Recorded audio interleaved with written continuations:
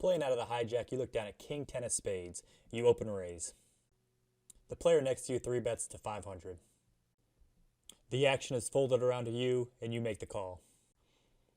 The flop comes down Ace-Jack-9 with 2 clubs, and you check. Your opponent bets $350 into a $1,100 pot, a 31% bet size.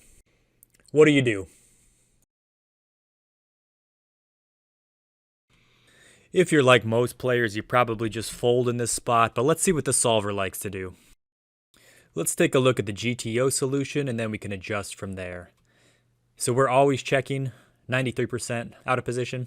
In position is betting 25% pot 80% of the time, and does have a 40% bet size 6% of the time, checking 13% of the time.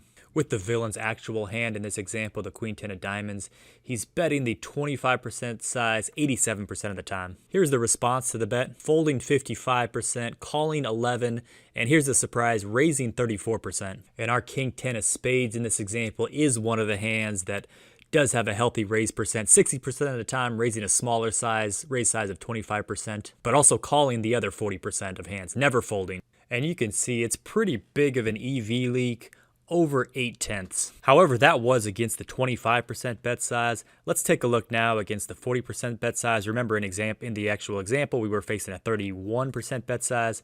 So against a 40% bet size, this is the solution.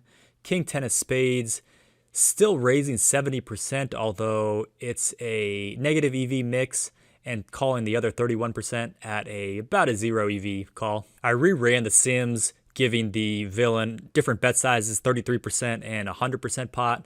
So against the 33% pot, the King 10 of spades now still raising 63%, the smaller size, never the bigger raise size I gave him, and calling 37%. But the EV of both of those decisions, raising small or calling, is closer to 0 in this example. I ran one more sim with the assumption that this in position 3-better is betting 100% on this flop, which I think a lot of players might be doing.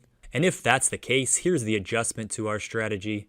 King 10 of spades is now raising small 58% of the time, calling 36% of the time, and raising the bigger size 7% of the time, still never folding. And these EV numbers look a little bit closer to the original GTO response against the 25% bet size. It might not look like much, but picking up this extra EV is where champions are made. Of course, when we do elect to call a raise here, there's still going to be a lot of play across all turns and rivers, and that's the main reason why most players, I think, are misplaying this spot and choosing to just fold.